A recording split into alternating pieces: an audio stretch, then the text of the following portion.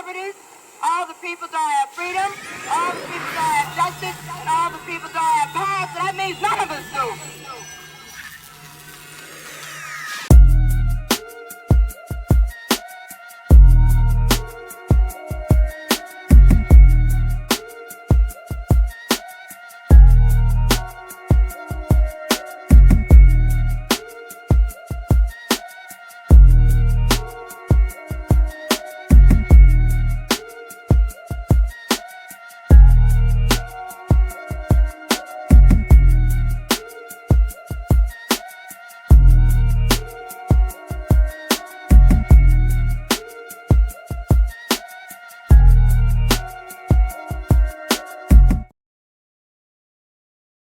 Peace, family.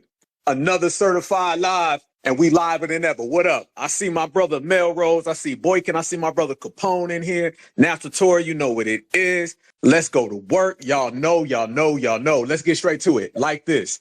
Foundational Black Americans, we always right. Ain't we always right, fam? People be talking about winning, man. Our whole life is a winning streak. We call things out. Y'all better start listening to us. If not, you might have some rooftops. You might have some paps. You might have some people falling down, hitting the ground. I'm just saying, no, let's keep it real. Everybody been focusing on us, but you should have been focusing on your own. And it looked like while y'all was talking about black fatigue, looked like your community got Charlie fatigue. Looked like the guy on the roof had Charlie fatigue. Looked like all the liberals out here making all these TikTok videos had Charlie fatigue. So why you so worried about me when you should have been worried about Charlie?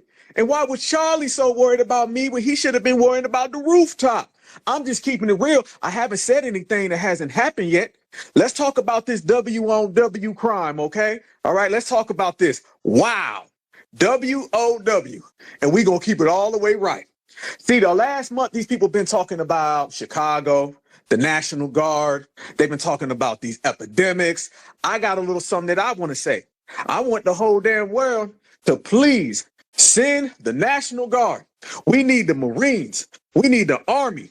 Bring in the Air Force. I'm sending them to every W college across the planet. I'm talking about Utah, Idaho. I'm talking about New York, New Jersey. I want them all from the East Coast to West Coast.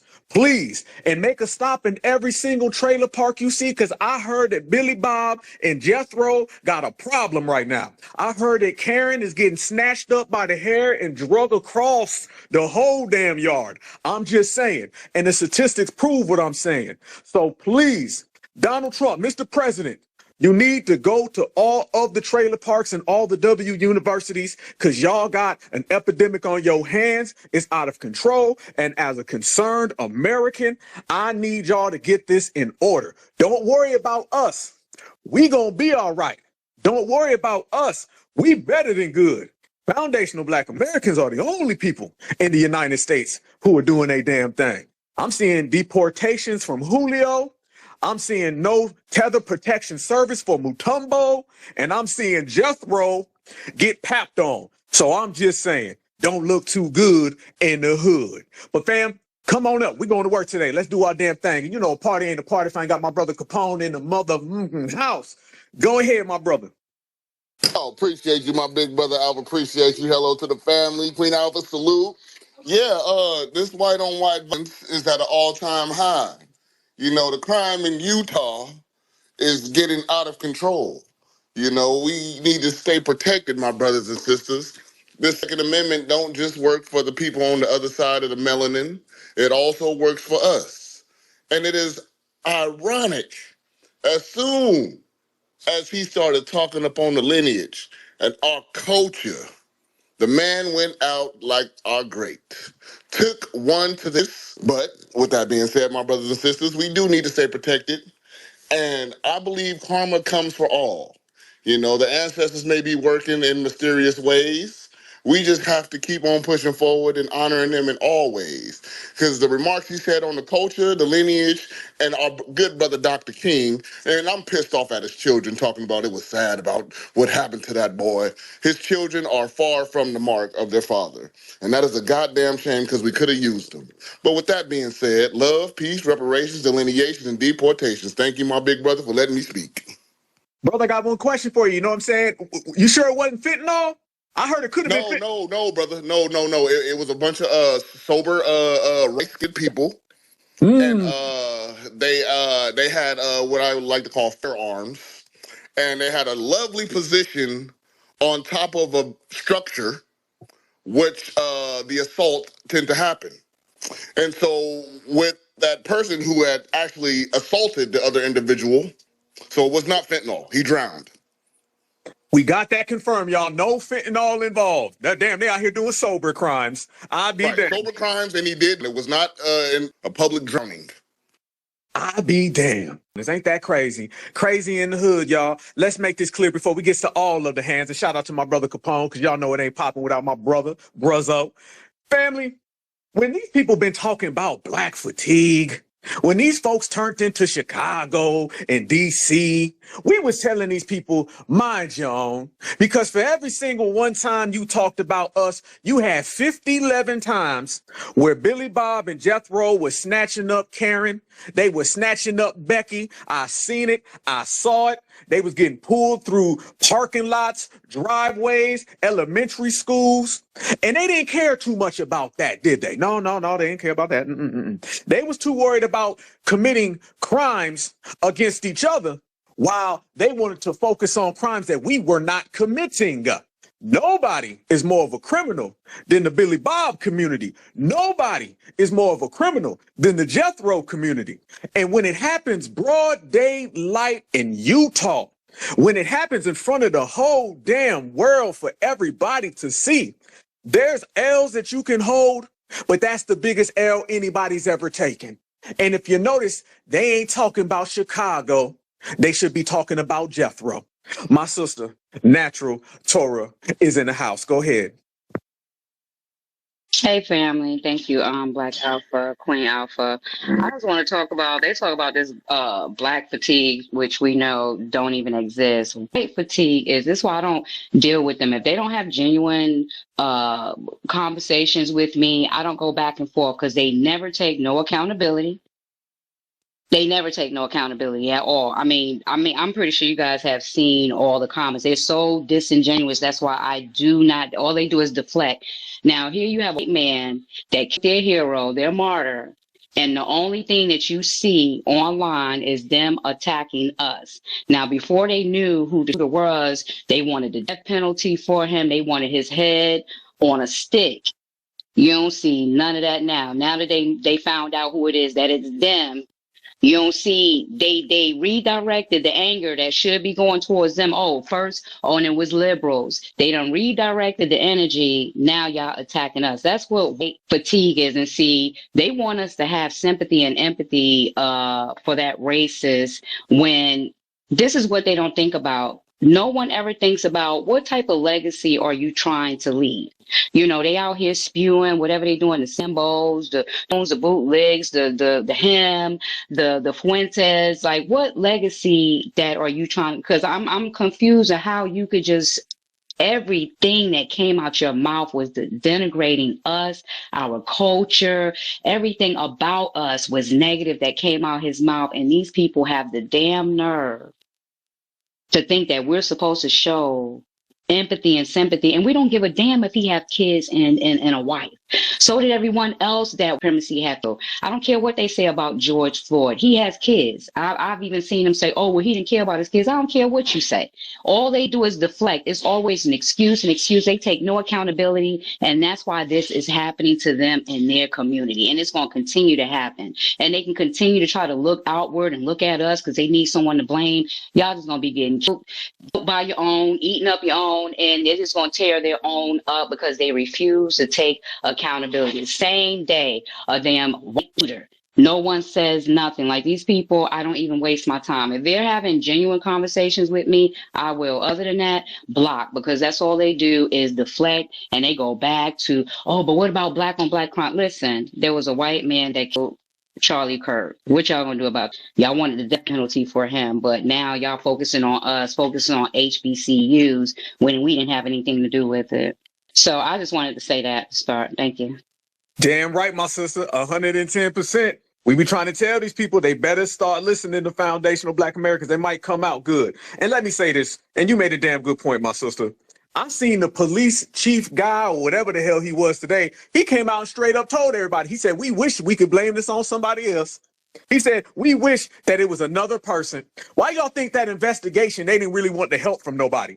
Why y'all think so? Because they understood that when a W harms another W, they can't just go on and put his head on the stick like my sister was just saying. That man was brought in nicely. His father turned him in. They walked him in. Fam, when in the world have you ever seen a sniper get walked in like he stole a piece of bubble gum? They was treating him like a nice little W boy. And that's why those nice little W boys turn out to be assassins.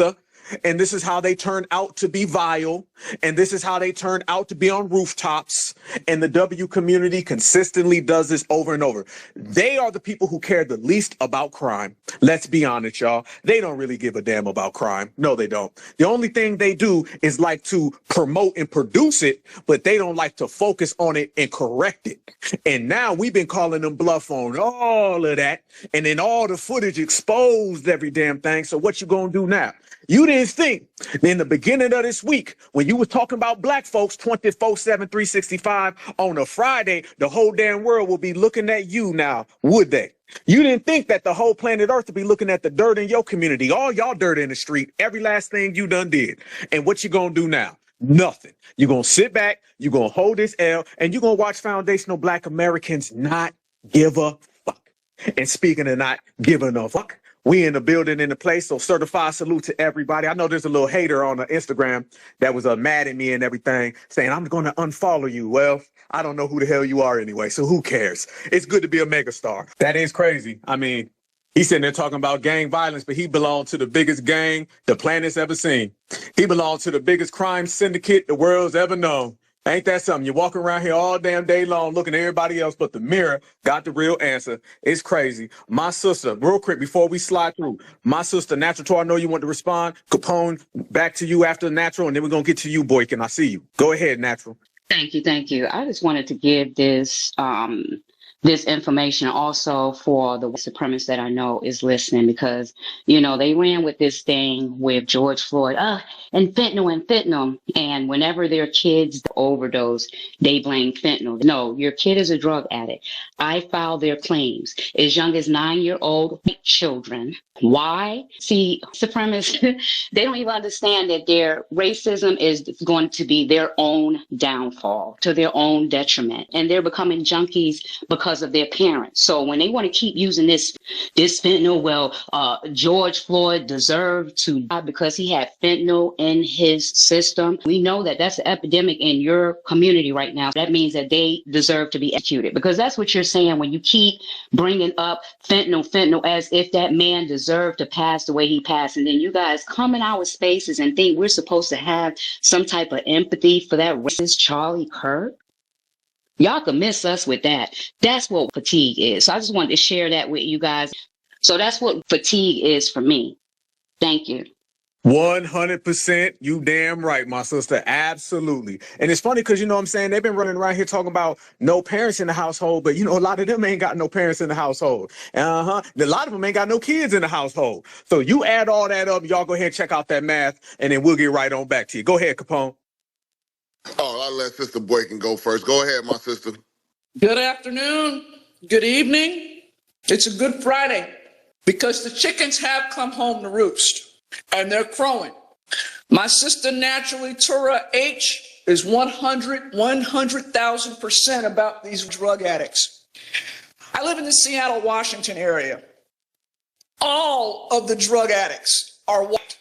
She is 100% when they're talking about how these people go to shopping, Rite Aid, because we're just giving these people scripts left and right. And what they always say, charity begins at home, drug addiction begins at home. Who do you think has access to all these high-powered scripts? These white people. They just go over to their friends and they go right over there and get the stuff. Try that one on for size. I feel absolutely nothing for Charlie Kirk. He was a 31-year-old kid who was used and allowed himself to be used. And you know what?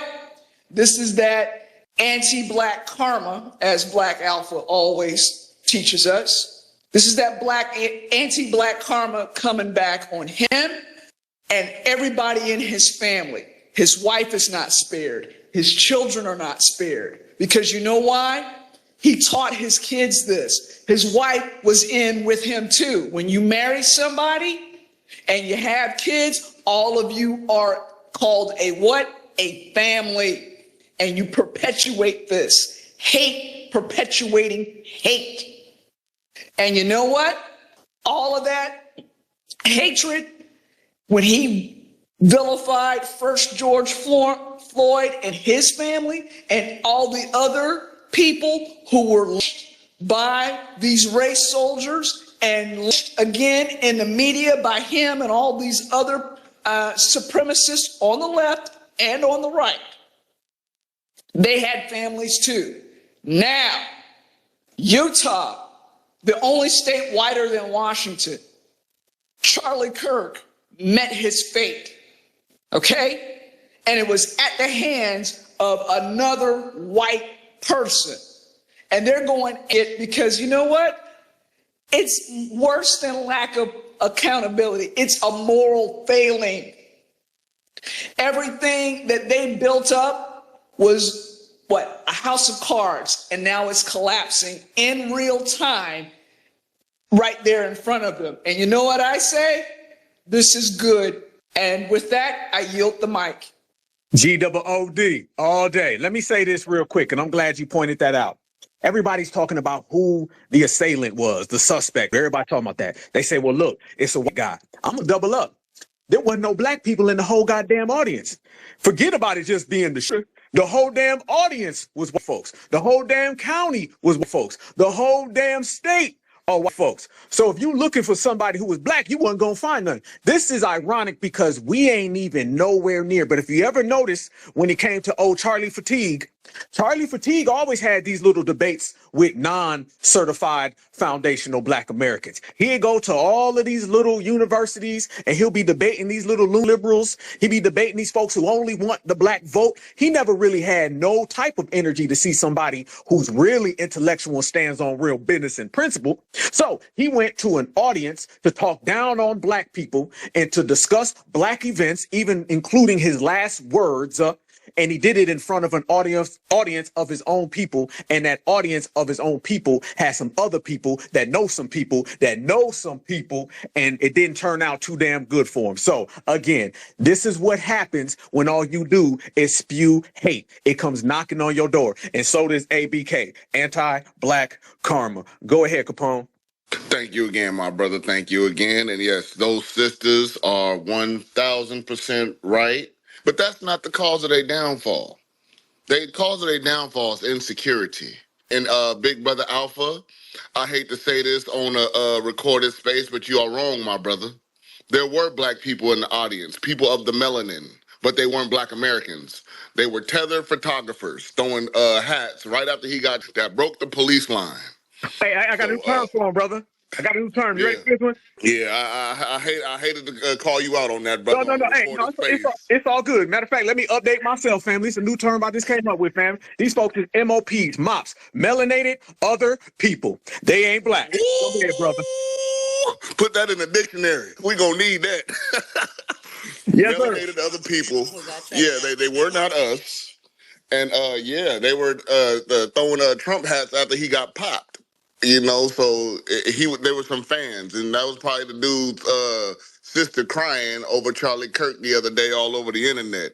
The boy hairline was like to his ears, but he had the nerve to have locks. I don't know what was going on with that, but, you know, people do what they want to do in their lives. But we are dealing with a people we cannot reason with. You see how ape they go. As soon as we decide to step back from something, 5 years later, they're eating themselves again. So they're going to try to find another reason to pull us back in to their calamity. And what I've been told every time from my grandmother, who was a praying grandmother, when I had my urges to jump into something or do something reckless, she always told me, peace, be still, and know that I am the Lord. And baby, go sit down somewhere. That's what she used to tell me. And she told me to sit down and think before you go outside. And you know, I'm glad these folks don't have praying grandmothers, because that saved me from a lot of issues. And with these issues that we have, this crime is at an all-time high. You know, the ICE survival tactics have not left them. When they feel like they are in danger in any form or fashion, they will lash out, strike, and to protect whatever they have to protect, to keep themselves going. They want to preserve themselves at all costs. You know, I need my brothers and sisters to understand the type of individuals that we are really dealing with. You know, they got a little head start on us. But you know, we catching up now, and with this delineation, which really shined a whole bunch of light on all they cracks in their armor and everything, which I love. You know, once we step out the way and let them do what they need to do, they own, and we can take the throne, my brothers and sisters. So I just say, you know, fortify the ranks, make sure everybody's on their square, and make sure, you know, you keep you a power tool nearby. You know, you always gonna need your power tools, just in case some trash need to be picked up, some leaves need to be blown away, or you in a dark alley at night, you need to flash a light on something. Power tools. Keep them handy. And always keep an attorney on retainer, just in case you're really outside and you just want to get home safe. Sometimes it's good to have legal counsel on your side. But with that being said, thank you, my big brother Alpha. And these sisters, once again, are definitely right. These folks will eliminate themselves if you just let them. So we going to stay out the way. This ABK is in full effect. Keep honoring the ancestors, and I'm glad he went out the way Dr. King did. With that being said, love, peace, reparations, delineation, and deportation. Thank you, my brother. My brother, my brother, my brother. That's what I'm talking about all damn day. This is what we saying, family. It's crazy because, you know, the ancestors, fam, it feel like every other week we sitting here talking about the ancestors putting in work. Man, not even a week, my brother. I'm sorry to interrupt you. It's every 2 days something happening. Matter of fact, it must be 2 days because It wasn't this morning at a Marine school or something like that. I know there was one. Yep, there was actually one 2 days ago. I mean, think about it now. Just on Tuesday night show, I got to pop my own collar on this real quick. I believe I'm the person on Tuesday night's broadcast told everybody that something was going to happen. I told all my black Americans to stay away from the situation. Woke up the very next day and something went down. So, brother, you all right. It's happening overnight now. The predictions done sped up. Okay, the identifications done sped up. We went from 6 months to 6 weeks, 6 weeks to 1 week, and now we down to 2 days. But it ain't gonna be FBA all damn day. Let me spin the hands real quick. Oh, I got my brother Iron Will in here. Iron Will, I don't know if you actually hit that speaker. Yeah, you hear me? Man, brother, I certified salute. What's It's up? on you. I would say, first of all, peace and blessings to the family, you know, black family in the room. I know I don't be talking. I'll be, you know, playing it back all the time, but, you know, I had to say something. And I wanted to piggyback on the issue that naturally Tora and Boykin was talking about. Yeah, I know a girl out here, white girl, she got to hook up on all the oids like cotton and what's the other one? She be asking, you know, you need one? I'm like, nah, like, how do you even get them? She just gets them. That's very true that they got the hookup on them. I was like, nothing. Like, they get them like, you know, like candy. But I wanted to say, I was, you know, I don't know how many of y'all seen on like social media. There's a lot of like people who are mourning Charlie Kirk, and I've seen a lot of minorities, quote unquote, other minorities. Even this one that shocked me, I was in the Navy with her. She's a legend and she's Hawaiian. I'm like, she's really like, you know, talking about, I'll pray for you if, you know, you're not mourning his death and all. I'm like, do you know what he was saying about, you know, women and minorities? And, you know, so it just blows my mind. I see a lot of things out there and I'm just like, you know, I had to unfollow a lot of people. I'm pretty sure as most of y'all did too. And also, I don't know if any of y'all have seen like the videos of the hand signals and stuff like that. There was people throwing hand signals, and one dude fixed his cap, and it looked really weird. Like they talking online, all these conspiracies are now like, you know, was he set up because he was trying to expose files and all this and that? So these people are really imploding on themselves, like as we're seeing in real time. And I mean, it's best to just stay away from them as much as we can. They're kind of perverting the Christianity angle of it all, talking about he was a Christian man, but I mean, all his views was just anti-black. You know, I don't know.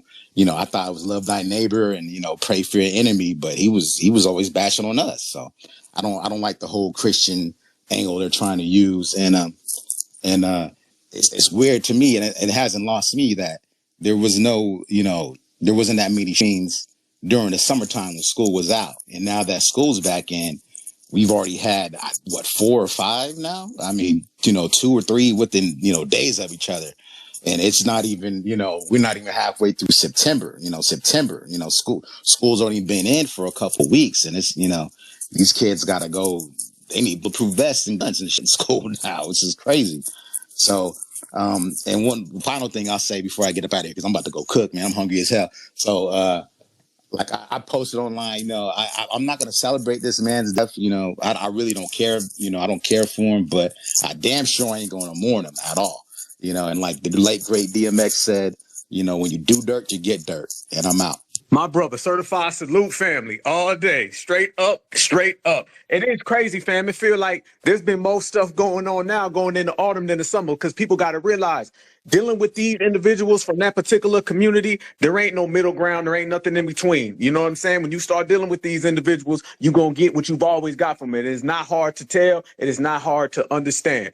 And another thing, let's make this real clear. These people now are trying to spin the religious aspect, because the dominant society has about 4 to 5 different cop-outs that they use to mask and to camouflage all of their racial vile transgressions. One of the ones they always use is religion. I want everybody to think about this. The KKK right now tells you that they're not a supremacist organization. They say that they are a Christian organization. So we know the historical nature of the way that they've twist, tangled, and turned their own transgressions against Black Americans. But let me say this. Look at all of these people's Facebooks, they Instagrams, they TikToks, they Twitters. And I'll say this. Did you see more memes about Jesus, or did you see more George Floyd memes?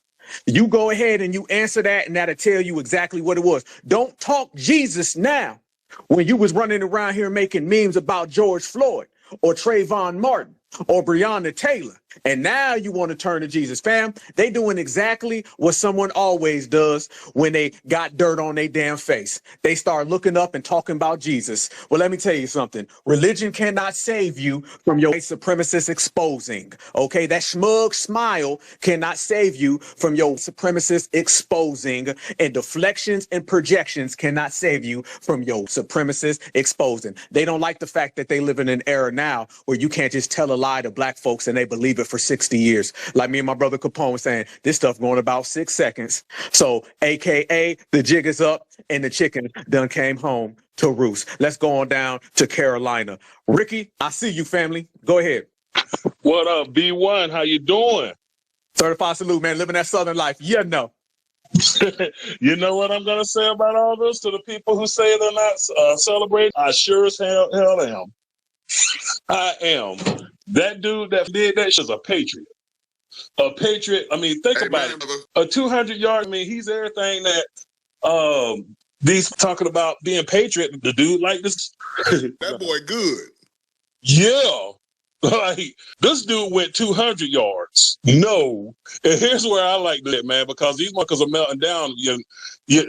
Now, Black Alpha, you know I've been grifting, right? But I'm flipping the script on these muckers. They're like, damn, how can you celebrate? Y'all celebrated Ahmaud Arbery. Y'all celebrated Breonna Taylor.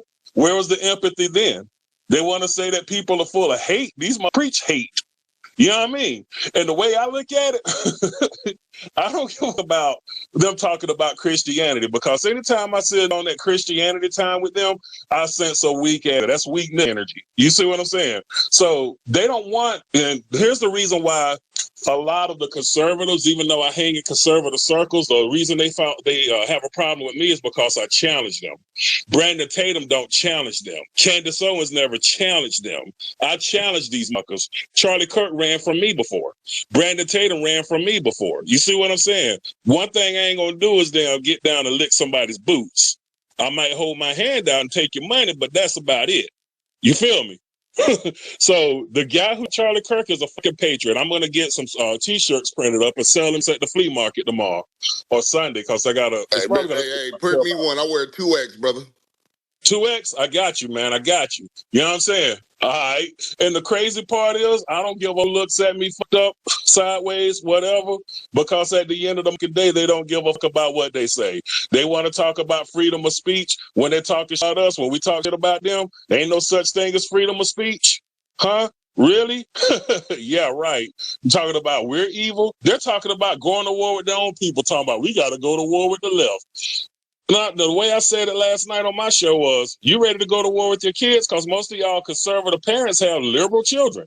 You ready to children down now? All right, let's see what that look like. But with that being said, I'm going to pass the mic. Thanks for having me up. B1.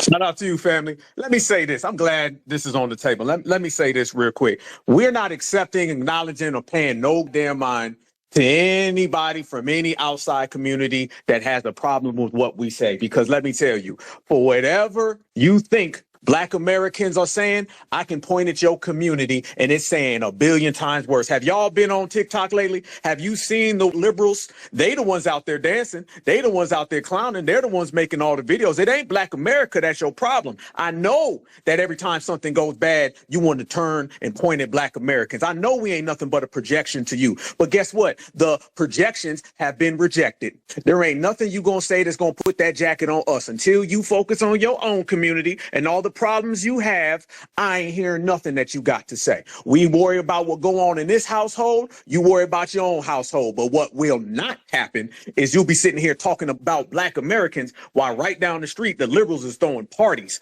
parades. They the ones out there fighting. They the ones out there scrapping. They the ones out there making all types of jokes about Charlie. So nah. This ain't nothing to do with Black Americans. And the reason why they upset, so mad and angry is because we're so focused on ourselves and we're not lending our energy to nobody. I say this all the time, family. Every single group in America requires foundational Black American participation and assistance. But foundational Black Americans, we don't require nothing from them. And they don't like that.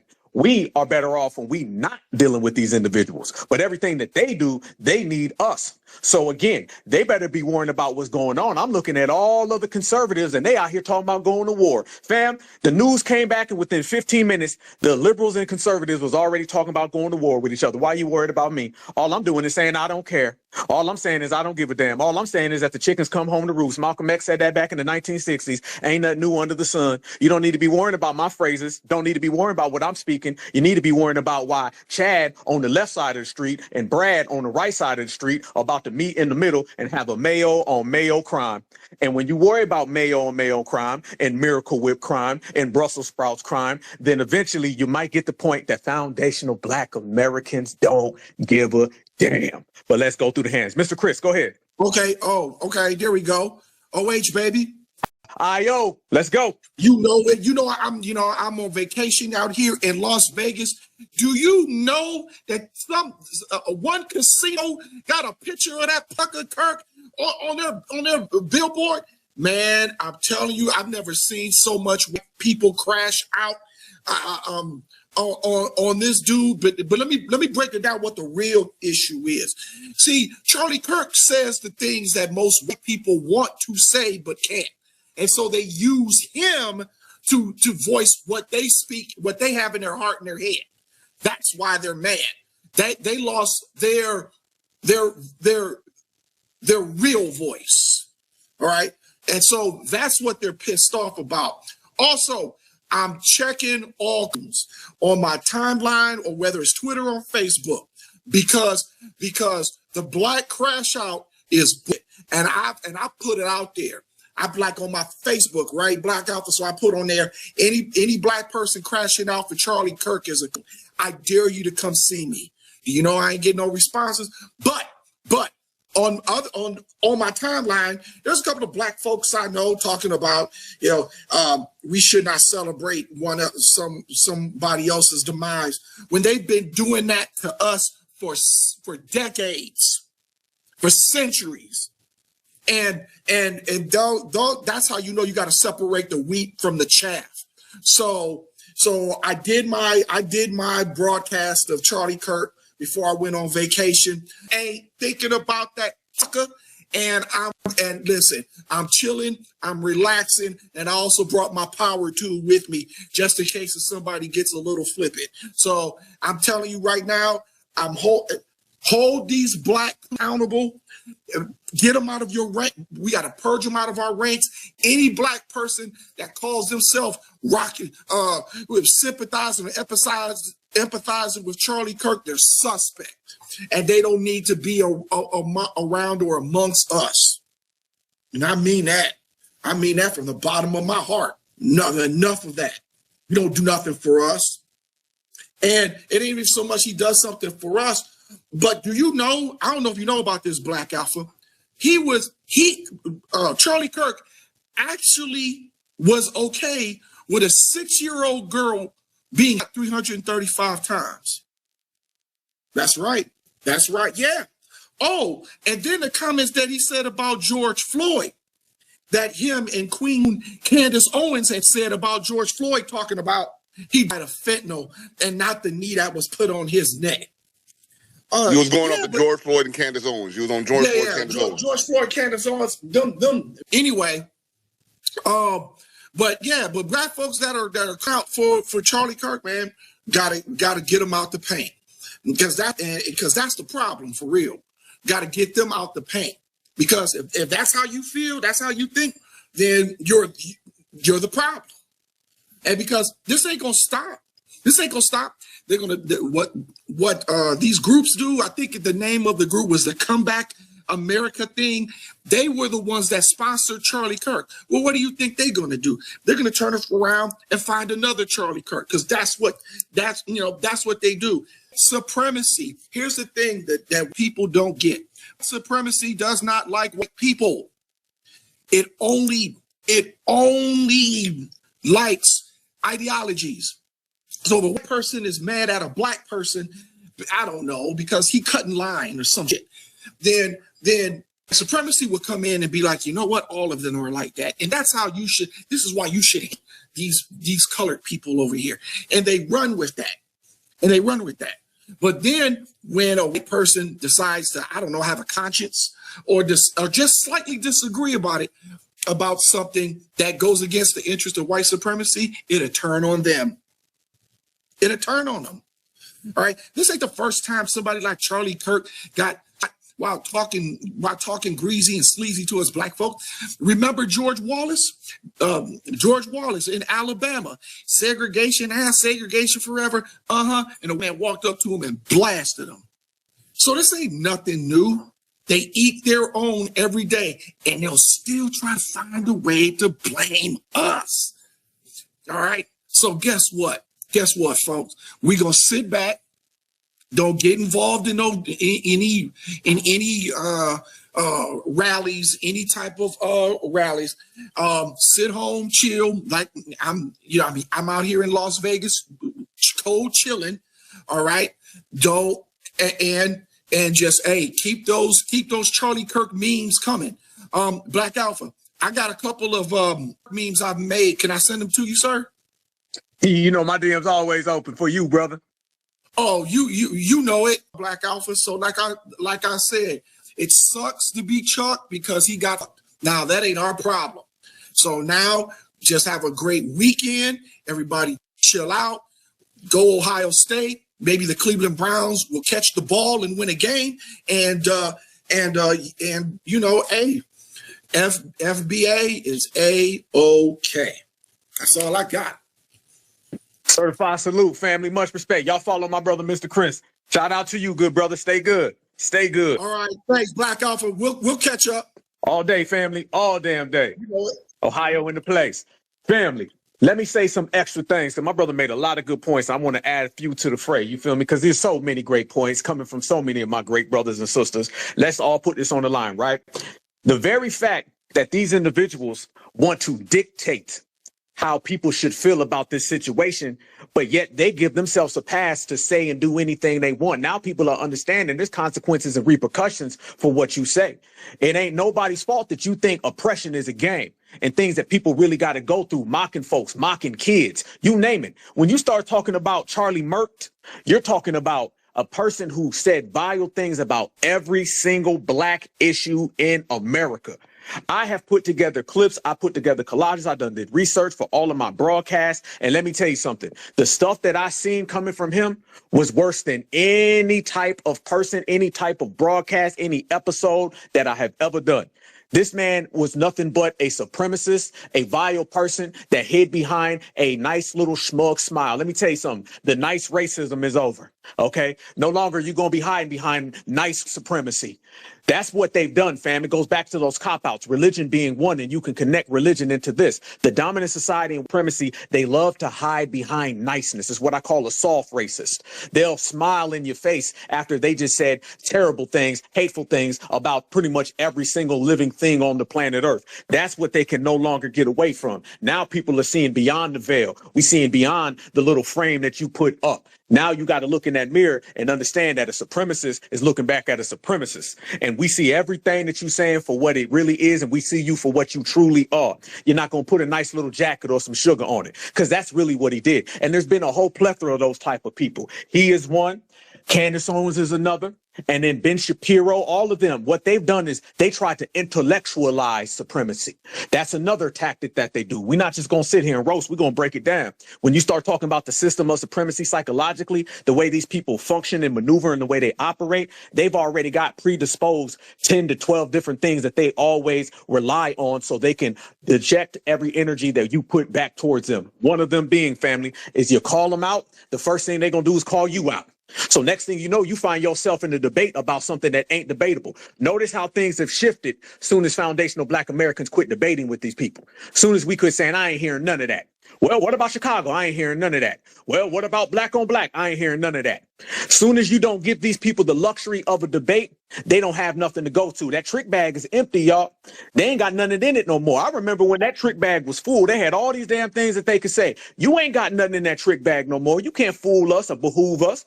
Okay, you ain't doing that on foundational Black Americans. You're not going to intellectualize supremacy and use a bunch of big words. You know, just because you say big words, it don't make it right. So that's what Charlie Kirk was. He was one of these people that would try to make supremacy sound very intellectual by using all these sophisticated terms. Ben Shapiro, same exact way. That's what they do. And when you strip away all of those words, all those terminologies, all that cap, it shows you for what they truly are. They are broken and defeated. That's what they have always been. They subscribe to the biggest crime syndicate that you will possibly find in America. That's just exactly what it is. And they don't like the fact that foundational Black Americans see through their ass like they plexiglass. But let's keep the hands flowing and going. My sister Natural, it's on you. Thank you. I just wanted, this is another message to white supremacy, because what always comes me is, you know, that they stay in their own echo chamber so long that they really believe the things that they say about us, the low IQ, and like we're just, I mean, we don't know anything. The things that make them unhinged, you won't even believe. So believe. They try to act like online they got it together. These people are losing their minds. The economy is fucked up, but we know how to survive. We know how to make it with a little. Last week I had to talk this dude out of getting rid of the guns in his house because he was going to himself. And I said, well, what's going on with you? Why do you want to kill yourself?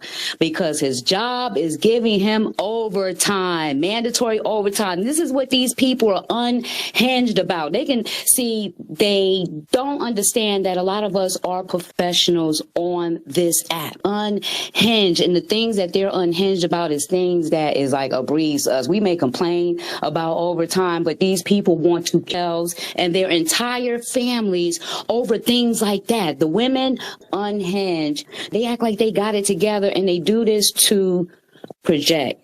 That's why if they're not going to have honest conversations with me and take accountability, block, or I'm just not talking to them. Like Black Alpha said, they have nothing else in the trick bag, because we don't have to rebuttal with you. We already know what it is. We're not going back and forth. All they do is waste time and project to make themselves feel good about their insecurities. At least twice a week, I am talking these people off the ledge, and you would think it would be for something serious. That's why I know we're winning, and we're going to continue to win. These people are unhinged. The economy is going up, and they don't know how to make it. They've been living above their means. They've been taking advantage of their white privilege, and that ain't working no more. And they want to kill themselves because they're working too much overtime. You supremacists can't tell us nothing. You can't tell us nothing about drugs. Stop talking about George Floyd, and because your kids as young as 8 and 9 years old overdose. I know. Fuck your per capita that you put on this app. I'm behind the scenes. I know what's going on. I know, like, you know, when I hear these women go on here because they trying to be pro supremacist with these men, I get the women. They call me. They scared. They're scared to go home. I had a woman last week. She's scared because her husband was coming out of rehab. That's why I don't debate with these people, because I really, really know what's going on. And again, expecting us to have empathy for that races is like comical. And far as the coons and the bootlicks that I see having empathy and showing empathy, these are the same type of people that will take a check for a supremacist or a cop. They would take that check instead of justice. These are these type of people. So you know, they don't even affect me because I don't even deal with people like that. But the people that I see crying and showing empathy and telling us we need to pipe down about, these are the same people that they wouldn't want justice for their kids, or they would sit there and take a check. So I don't even affiliate with these people. But then, and he want to talk about he wouldn't trust a black pilot. When I be filing these claims for these pilots for airlines and a whole bunch of different airlines that you guys fly, these airline pilots have drug problems and they're being sent to rehab. These are the people that's flying your planes. And they want to talk about they don't know how they would feel if they seen a black pilot. See, I know what it is. That's why I'm so vocal on this timeline, because they can't tell me nothing. So they don't want to talk about criminality. We don't have to debate and go back and forth with them unless they want to have honest, accountable conversations with us. We know what it is, and we're winning. We're going to keep winning, and they're failing, and they're going to keep taking these L's. So I land. Man, 100%. Absolutely. Let me say a point to what you just said right there, sister. You made a damn good point. All that per capita stuff, that done went down the drain now too, ain't it? I mean, damn, they ain't got nothing right now. You're out there popping on each other, you're on rooftops, you're spinning each other up, you're all high off, and all that per capita stuff don't work. See, I used to shut that down a long time ago because I'm not here to talk about per capita. I'm here to talk about totality. You may fool an African American or one of these damn tethers who come over here and want to get up underneath you, but when you start dealing with certifieds on this side, I don't give a damn about your per capita. All right, I'm gonna say totality, meaning I'm not here to talk about the percentage. I'm talking about if there's 100 people in the room, 100 of y'all's doing the crime. I'm not talking about 33 in the third. I'm not talking about 25th and a half.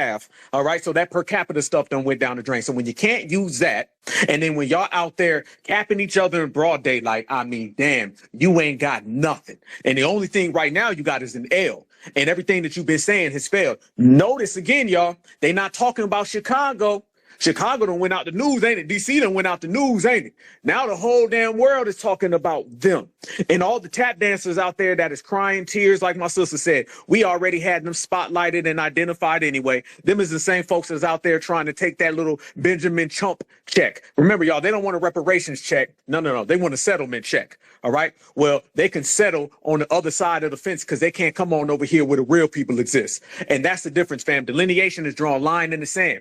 And that's the best thing about it. Every time someone has a problem with FBA, every time somebody got a problem with us delineating, that's a good thing. You keep saying all that talk about foundational Black Americans because all you doing is separating us from y'all. And that's what we want in the first place. All right. So y'all doing our good job for us. I should send you a bottle of champagne. Better yet, I'll send you some fentanyl because you probably take that a little quicker and you like that better.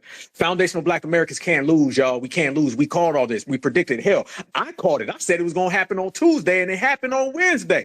So you know we out here hitting 7-11 with the dice, doubling up, jackpot.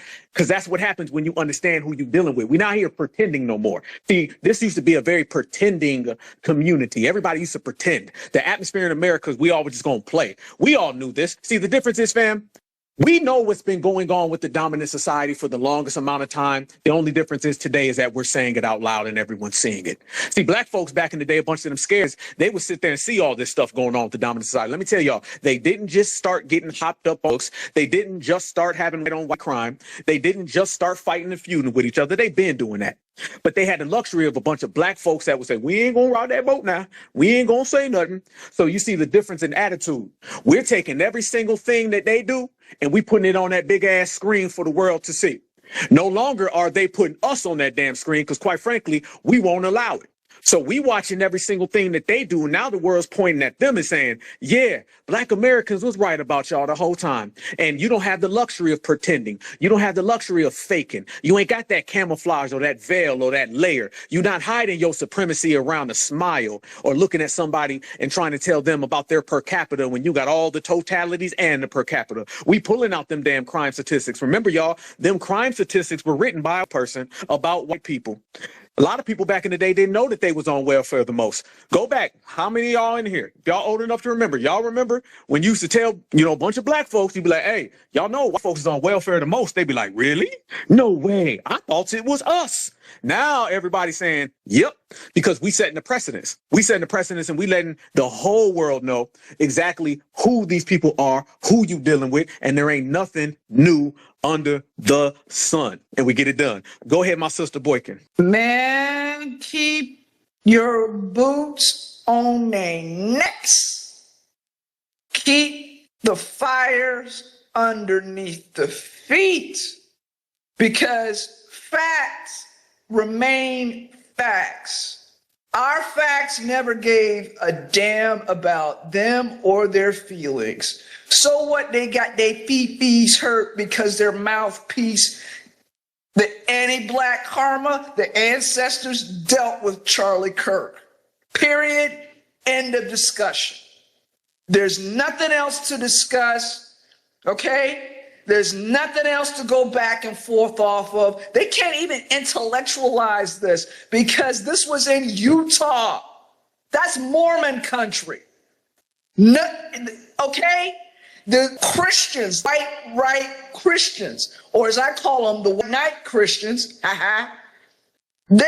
must not have been on good terms with the Mormons, y'all. Okay? That's Mayo versus Miracle Whip. Billy Graham. That's Joseph Smith versus Kenneth Copeland. All right. All right. All right.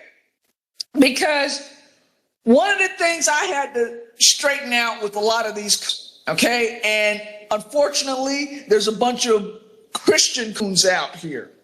And I had to tell them up front, first and foremost, you do know that there's a slave Bible. So are you telling us stuff from the slave Bible, or are you telling us stuff from the unredacted Bible?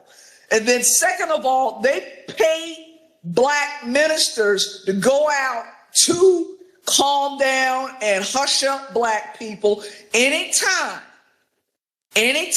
we put stuff together, demand what is ours, and then put it in their faces. They're going to try to say, all right, love and happiness. Listen, if you're Christian and you choose to worship, there's nothing wrong with that. But don't let these people corrupt your spiritual teachings and throw it up in your face and over the head with it.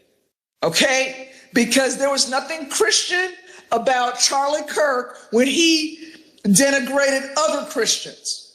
There was nothing Christian about him saying all kind of nonsense. What they said, he was talking literally out the side of his neck. All right? So when all these people want to get on us about expressing our feelings and expressing what we believe and what we know is truth, you just turn around and tell them, what happened to your boy Charlie Kirk? All right? Just what happened to him? And that's all I have to say. Peace and blessings. Absolutely. Right on back. Ain't none of that stuff working. You can't spin nothing no more with this era. Delineation has came through, family, and has done a lot of great things for us. Okay. Beyond separating us from all of these mops, melanated other people, it's also put us in the position now, family, that we say things, they happen, and we say things and they go, based on the fact that we choose to do what we want to do. We design our own destiny and we walk right through it. And we walk around anybody who got a problem. And everybody's upset because they can't get a reaction from us. Black Americans ain't doing nothing right now. We got the same energy we had this time last week. All right. It's just another mail down. Let me tell you something. Like Cam said, people get shot every day, B. You be all right. And that's the way the game is moving. That's the way the game is flowing. And it's going to be that way for eternity because we're not changing nothing up. We focus more than ever. We stronger more than ever. And these people apparently are crashing out more than ever. So you put all of that together in a straight line, you got exactly what goes on when you get on white crime. Go ahead, Black Truth United. Thank you, family. I do want to remind everyone up in the Jumbotron, you have Brother Black Alpha's YouTube channel, a few other links, his Cash App and everything. So be sure to check those out. I want to finish up because I know you have a broadcast coming up at 7:00, Brother Black Alpha. And 8:00 now, brother. Yeah. 8:00 now. I had to spend some time. Okay. Got it. Yeah, so I definitely want to ask the question, are the Mormons going to get a RICO charge? Is UVU going to get a RICO charge? Is the shooter? Because I heard there may have been spotters, on the ground or in different areas. Is there going to be a RICO charge for them? I mean, these people don't take accountability for anything. These, like Sister Naturally Torah was describing, these people are weak, fragile, punctified, sissified individuals. They don't take accountability. They're lazy. They don't want to work. They used to brag about not wanting to work. Go get the book, Black Labor, White Wealth from Dr. Claude Anderson, arguably his best book. Powernomics is really good as well, but Black Labor, White Wealth. He breaks down how these people used to show off about not doing any work. They would brag about having us doing all the work. And now they're sitting up, declaring that they built the country. How? When you didn't do any work. When you were bragging about not doing work. It's just ridiculous. The last thing that these people want is a meritocracy. Literally, all of these programs, welfare, that was originally for white women. They've always been the biggest recipients. The affirmative action, DEI, all these things but disproportionately benefit white people. These are the biggest recipients of all of these different programs. Affirmative action, literally anything you can think of that they've tried to make us the face of, they've been receiving a good majority of the benefits. So, yeah, white supremacy is a system of goodies, giveaways, and handouts. Professor Black Truth talks about that all the time. It's a welfare system. These people get grants. These people get scholarships. These people have nepotism going on in the workplace. It's literally a system that coddles them. And this is what it produces. Someone else talked about this earlier, white on white crime. When you tell people that there's no wrong, that, there's literally nothing that they can do that's evil. And, they just go through life getting every single benefit, everything pretty much handed to them, very few struggles. They start to, branch off into extracurricular activities. And it just so happens that this who was white decided to take those extracurricular activities to UVU and get rid of his fellow suspected white supremacist. Pretty much confirmed supremacist at this time. But anyway, I did want to touch on one last thing. Brother Iron Will and Mr. Chris were discussing the coons and tethers that are coming up. Whenever an event like this happens, you definitely want to watch out for people who are going against what the black grassroots are saying. It's almost like a butter biscuit on a fishing line. They just can't help themselves. They have to go for that butter biscuit. It's flaky. It's one of those, peel apart. What's the brand? The one that Pillsbury? Yeah, it's one of those. They're attracted to it. They have to go for the bait. Oh, white people, we don't have to live like this. Remember that tether that came out? I mean, they just reveal who they are, and they're exposing why we can't have an alliance with them. You know, most of these people were tethers, but some of them were of the lineage, and we have to continue to delineate, because if we don't check the traitorous class, the shaky class, the forgiveness, forgive all people who are literally SAing, unaliving, and destroying our communities, restricting us from getting access to economics, et cetera, then how are we going to progress? This is what they did in the Haitian Revolution. They had to check the class amongst them in order to be able to move forward. So some people say, why are you focused on them? No, that's not fair, man. We've got to focus on them, because if we don't, they will undermine everything, that we're doing. And people like Myron Gaines, I've noticed, all of a sudden the energy's starting to change. All of a sudden, he's kind of second guessing some of the things that he said. Ben Shapiro as well. He had to cancel some of his events, and so people are getting some act right. You can't just spew anti-FBA nonsense all the time and get a pass perpetually. They're scared to death. They're scared to look, and that's great. And we just need to stay on code, stay wise, stay vigilant, and make sure you have your power tools on you, and be extra aware of your surroundings during this time period, because historically what has happened is when suspected supremacists have had beefs between each other, they've looked to us as their outlet to unleash. So definitely stay vigilant. This is not to scare anyone. This is simply to keep us safe and secure during these interesting times. And with that, I'll end. Peace. My brother said the Mormon's gonna get a RICO charge. God damn. That's the phrase of the day right there, family. Yeah, lock them up. Lock them. Ain't that what they say? Lock them up. It's time that we talk about, the criminality that goes on in the Mayo community. As an American taxpayer, someone who is a descendant of the ancestors who built this country, I have some serious concerns about what's going on in the Mayo household. I know that Karen got 2 black eyes. I know that Ken got 2 broken legs. I know he threw his kid down the stairs last night while he was high. I get it. I know that they love their Brussels sprouts. Okay. I know they love to put raisins in their casserole. Probably some fentanyl too. It's time that we start to discuss this white on white violence in the way that it plagues this great country. Now, me being a foundational black American who pays taxes, I say that we get the National Guard and the Marines, and everybody goes to each trailer park and they round them up, and perhaps maybe we need to deport them. Maybe we need to deport all of them. We can send them to Mayo land, and they can have all the Mayo on Mayo crime that they desire. They can fight each other. They're going to do it anyway. So how come you just don't do that outside of my damn country? How about it's time that you take all of your Miracle Whip and all of your fentanyl and you leave the country that my ancestors created? Because all we're doing is being good citizens and taking care of ourselves and being the social and economic backbone of this whole thing. And all you're doing is bringing your degeneracy.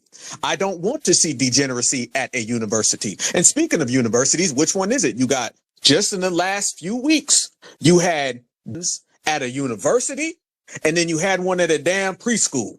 So from all elements of education, they bring that degenerate violence. We don't do any of that. We don't have those type of transgressions and those type of actions and that brutality. So I'm calling on all of us American citizens to lock arms as patriots and push for the deportation of any degenerate person that likes to participate in all violence. I stand by that. Message delivered and message received. Go ahead, Iron Will. Yeah, what's up, man? Back one more time. I just because naturally Tora, she just when she said about the unhinged thing had me thinking about just all the things that these people that they do and what they contribute to, and they still haven't found that man, Travis Decker. I don't know if you guys remember him, like from a couple months back. This is like the 100th and I think 2nd day now and they still haven't found this man. He's still out on the loose, and they constantly have updates. Oh, there's sighting of him, a possible sighting of him. It's like, why don't they just close in and catch this man? But he's still out there on the loose. And I don't know if you guys heard of the pilot that pled guilty like a week ago. He was trying to cut the engines of some plane on Alaskan Airlines. So it's like, you know, a lot of these people, honestly, I think the reason they're unhinged is because this is just my opinion. I think they have a God complex. Like, if they can't have it, nobody can. And they're always, modifying things. And I just think this is a part of their complex that they do these things. And, a lot of them, even with the show of Charlie Kirk, they're already talking about, oh, he's mentally ill and all that stuff. So I was just thinking, this naturally Torah just had me think about that stuff. That's why I wanted to share my little 2 cents on that. And I'll drop down now. You absolutely right, my brother. You 100% correct. That's exactly the way these people been moving and they've been operating. And yes, they try to play those games, and it's always something other than themselves. The only thing they know how to do is point the finger. Okay. But the thing is that the people they used to point the finger at used to get emotional and care. Now we just don't care. I'm telling everybody, being indifferent is the most powerful thing that you could possibly possess. And that's exactly what we possess right now with this era. So therefore, they can't unhinge us. They can't get us to put on the jacket. A lot of times it'd be hard for people to imagine. But man, back in the old days, black folks would take ownership over things we didn't even do. It's just white folks told us we did it. And now that we don't do that anymore, that's exactly why they crashed out, melting down, and why that trick bag is not working for them. Now we are sitting back and we watching the way that they function, and we making them put on their own jacket. You're not going to just dump that off on us, because that's what they always need. They need somebody to dump whatever it is, their abuse, their aggressions, their hatred, their spite, their envy, whatever type of anti-someone else sentiment that they have, they need someone to dump it on, because God forbid they'd ever look in the mirror. Well, now everything in front of them is a mirror. So now they're only forced to see their own reflections. And once they see their own reflections, now they're looking around and they saying, HBCUs, it's on y'all. And I want to say this about the HBCUs, by the way, family. I believe 2 of those. I believe there's a partial thing going on, because remember, liberals and conservatives are both the same people who go back to the same community. I believe that is some truth, and they have been kind of targeting some HBCUs. But I also believe that the news is pumping that out, because they're low-key sending out supremacist dog whistles saying, hey, y'all go do this. You'd be surprised how many times in the system of supremacy they'll promote something and say something aloud. So they're really trying to tell everybody, go act on this. And sometimes it's happening and they're exaggerating it, or sometimes they're just completely fabricating it. Because I have a hard time believing that all throughout the country in America, this happened first off at a white university and people all start targeting black universities. I believe that a portion of that is true. And I also believe the other portion is they're trying to tell everybody, let's put the focus on black folks. And don't think that liberal news organizations wouldn't put that into the atmosphere so they can do some projecting. Because remember, at the end of the day, the liberal and the conservative, they still go home to that dinner table. All right. Donald Trump can say whatever the hell he wants to say about Joe Biden, but they both come from the same household and the same community. And they have one agreement. At the end of the day, we will team up to go against black people.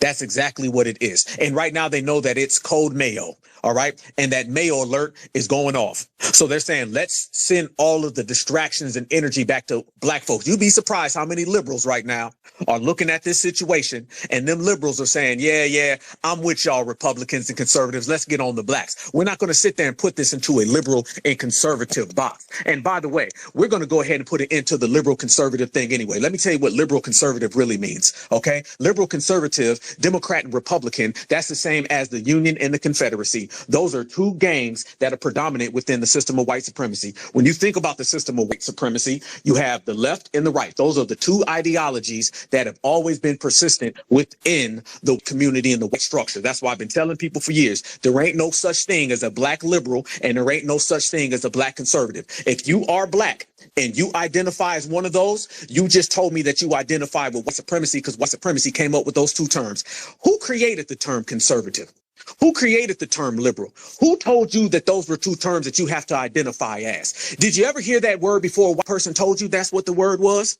We walk around all damn day long and we talk about Black American, foundational Black American, freedmen, all these classifications within our community. You better worry about the classification of liberal and conservative and how it does not apply to you or belong to you, and how you just told me that you are part of two white supremacist gangs.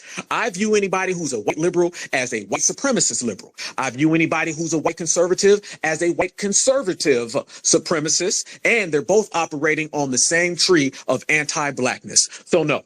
Watch right now the way liberals and conservatives are on the internet and they fighting left and right. Family, the situation occurred within a few minutes. You already seen conservatives saying, y'all lefties, I'm gonna get you. And then you seen all of the liberals there and they was talking about, oh, y'all conservatives, ha, ha, ha, ha, ha. You want a part of that? You want to be a part of that? No, you don't need to be a part of that. And if you want to be a part of that, I'm not going to be able to help you when Billy Bob and Jethro come crashing down. That ain't the way it works, family. So yeah, liberal and conservative, I denounce both of those terminologies. First off, you can't be a conservative to what? Conservative to what white people say? Be a liberal for what? To what white people say? So a 5-year-old can wear lipstick? Is that what it is? No, no, no. Those are just two branches of the system of supremacy in which I denounce wholeheartedly. And I advise all of my foundational Black Americans, do not go by those terms. Because let me tell you, when all the Black folks is gone, all the certifieds are out of the building, and you only have liberal and conservative, let me tell you what you have. You got the Irish and the British. You got the Union and the Confederacy. Those are the two wings of supremacy that they operate on. And those are the two wings of supremacy that whenever something goes bad, they start fighting each other. And that's the bottom line. Shout out to my sister, Tor. It is on you. Okay. I want to piggyback off of what you said about delineation. We have done the most powerful thing that we could have done in the this generation. Delineation came in and knocked all this shit over. Like, it's disrupt everything. It's caused a glitch in the matrix. So shout out to all of us that stayed 10 toes down and kept going forward. Now, I wanted to talk about what Iron Will was talking about how we should be vigilant. And this is for my ladies. You know, I go out, most of the time I'm always with my husband. He drives most of the time. But if I do happen to go out by myself, I'm always paying attention. And I always see my sisters always with their head down in their phone. This is not the temperature for that. You sit in your car. You scout out your surroundings even before you get out of your car. You stay out of that phone. Whoever you need to talk to, you talk to them in that phone. If you don't have an earpiece, your head should not be down in that phone. This is not that temperature. I see so many of our sisters. Every time I see them, they got their head down. They're walking in the grocery store. They're, about to bump into people. This is not that temperature, ladies. We need to be vigilant. We need to be looking up. We need to be knowing our surroundings. We do not need to be looking down in our phones. So I just wanted to address that. And to also address what Iron Will said about, you said them being insecure. It's more than them being insecure. They have tried everything. See, delineation is like the common denominator. They thought they was going to get us out there for the Latinos and the brown people. That didn't work. They thought they was going to deploy the National Guard out there. They was going to get us in the streets. That didn't work. They came up with this story. We still have questions about the girl on the train and the black dude to put the eye on us, and then boom. This happens with Charlie Kirk. So they have tried so much, and we just keep having W's after W's after W's. It's more than their insecurity. They're losing power, and they know it. And, as we all know, power is taken, not given. And they just, they don't want to give it up. They see what's going on. And, we about to take that power, and they don't want to give it up. So that's what this fight about. That's what's going on with them, and also them damn birth rates. So I just wanted to say that. But a reminder also, sisters, sit in your vehicle. I always sit in my vehicle. I always see who's going in and out. I always pay attention to who's parked beside me when I'm going into the store, and I'm not looking down at my phone when I go in my in my in the grocery store, and if someone, especially them palm people, they cannot walk behind me. I don't allow them to walk behind me. That may sound bad. I don't allow them to walk behind me. And if someone has to ask you a question, they do not have to come up in your face to ask you a question. My hand is always in my bag. I'm going to just say that. But we need to be paying attention, because these people are unhinged and they're trying to blame us for the white person that killed their Lord and Savior, Charlie Kirk. We're not going for it. But yeah, thank you. Much respect, sister. Oh, yeah, let me make this clear. You ain't going to rebrand and reclassify Charlie Fatigue, all right? His name is exactly what he made it. You gives no love, you get no love. And if you look right now, they can have all of these little parades and the flag is low. Don't nobody respect that. Ain't nobody respecting any of that. That ain't moving the crowd. Nobody's moving an inch. It's a waste of time. Brothers and sisters in the whole country are looking at that dude exactly what he was, broke down, battered, and right now he left a legacy of dirt. And that's just what it is. And you reap what you sow. It's the hate that hate creates. The same thing they always used to say about Black Americans. I'm saying it about them because it never applied to us. And now, like I said, they got to own up to every single thing that they've ever done, every single thing that they've ever said. They can no longer hide behind any type of intellectualism, no big words. You can't put it in phrases. You can't put some sugar on it. No Brussels sprouts are going to save you. You've been running around here practicing, participating in anti-blackness and anti-everythingness. Well, don't be mad when everything else don't give a damn that you're gone. Adios, amigos. Let's go through the hands. Damn, my brother Dewan was just in here. I was just about to go to you, Dewan. Damn, my brother Dewan been cooking them folks this week. Shout out to you, fam. Come back up. Come back up. Let's send this to Miss T. It's all on you, sister. What's up, Black Alpha? Doing good, fam. And good. Shout out to the rest of the family in the room. Thank you for having this space. I came up to say I was in a space because I have to keep my eye on what the enemy is doing. And they are still, even though they have this interjecting us into this, they keep bringing up BLM. We all know BLM was a psyop, but to them, that is just as real today as it was in 2020. They have some real trauma behind that, and George Floyd and all of that. So even in today's conversation, they were still bringing up Black Lives Matter and what Black people are doing, and contacting people's jobs about basically people exercising their what Charlie preached, right? The right to speak, free speech. So I've come to say this: watch your back, and don't enter, like you said, Alpha. Don't even get involved in their shit. Don't comment on their stuff. Just let them do their thing. These people just real sneaky right now. And then lastly, to double back on what the young lady was saying before me, everybody, when you walk to your car, walk around your whole car. Make sure you look down at your tires. Make sure they haven't, for you to have a flat on down the road and they follow you. So just be on the extreme caution. And yeah, they still want us to be a part of this Black Alpha. They want Black people on this white on white crime. Yep, keep on asking. You ain't gonna get the answer that you want. You gotta hold this L, Mr. Jethro. Yes, indeed. My brother Dewan, I see you, family. What up, brother? Can you hear me? I hear you good, brother. The floor is yours. I was just talking about you today on my show because I want to make a couple points. One, ladies, yes, definitely pay attention to your surroundings.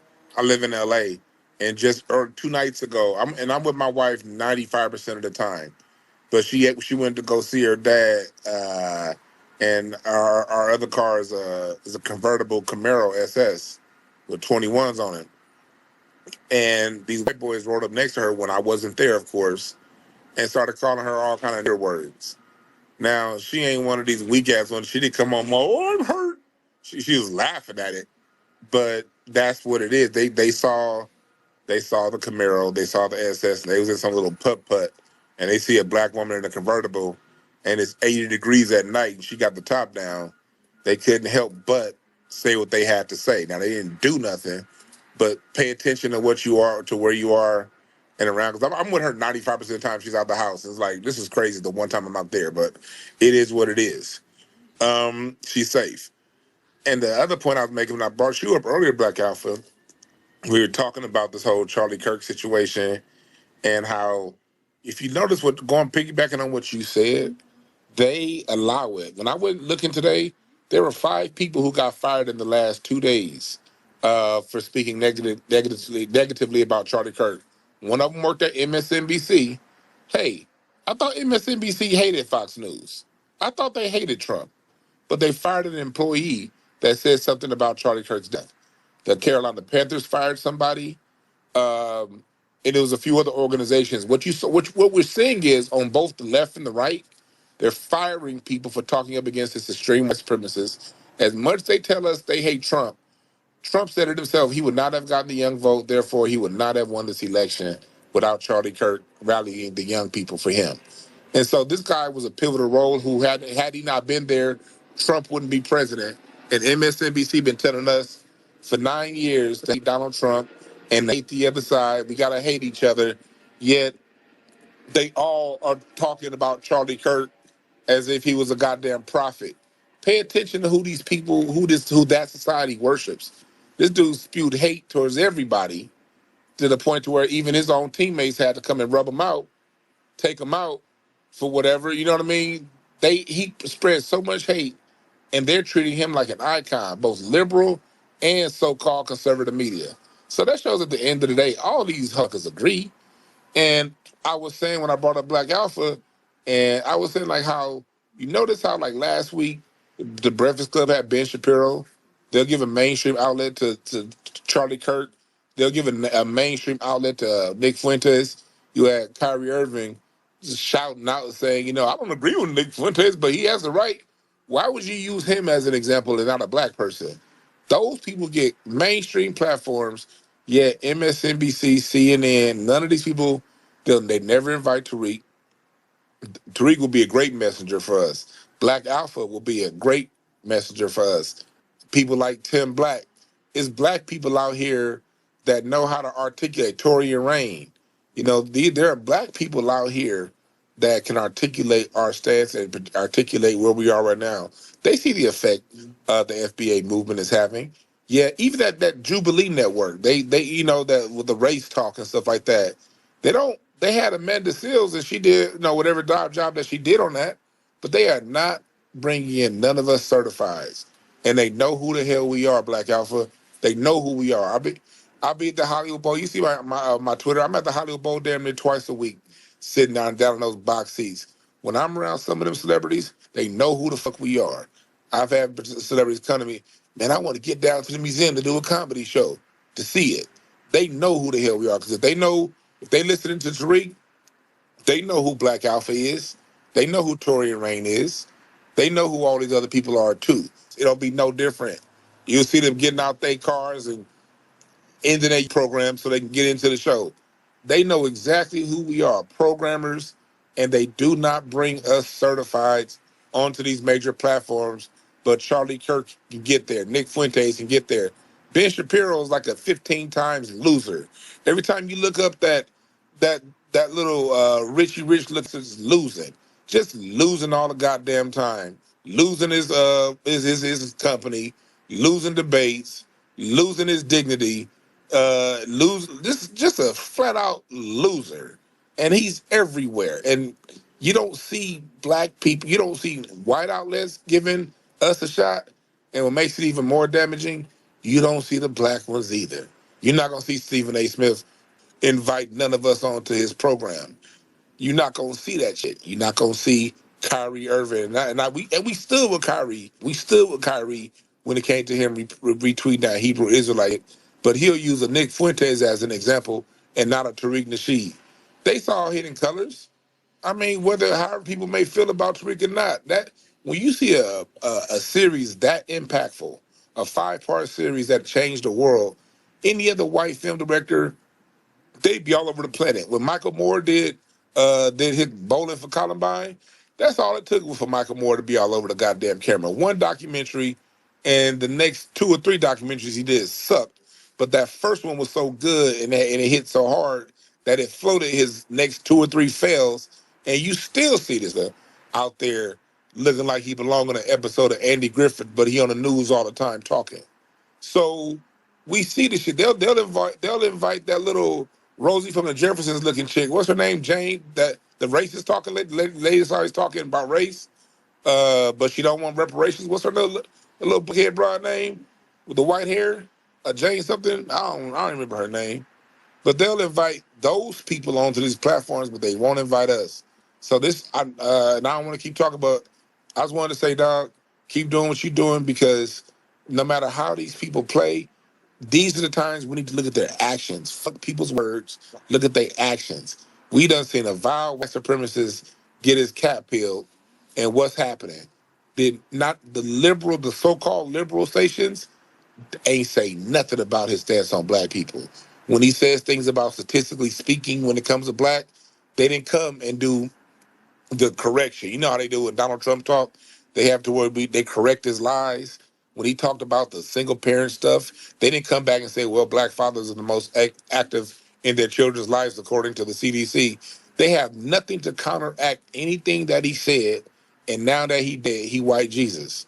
So my thing is this. I don't really step on the graves of people who died. That's not my thing. But who am I to tell you not to? We as a people gotta react how we feel. And if y'all feel like Crip walking on his grave, then they put some chucks on. But I appreciate that, Black Offer. Keep doing what you do, dog. Appreciate you, my brother. Damn, straight fire, straight up. Appreciate you, Dewan, all day. You know what, brother? You made a damn good point. I forgot about that dude from MSNBC who got fired. Yeah, liberal. Damn, all that we don't like each other. These folks done went to war during the election. I want everybody to think about what my brother Dewan just said and rewind this to this time last year when they was calling Trump Hitler. They was calling him everything in the book.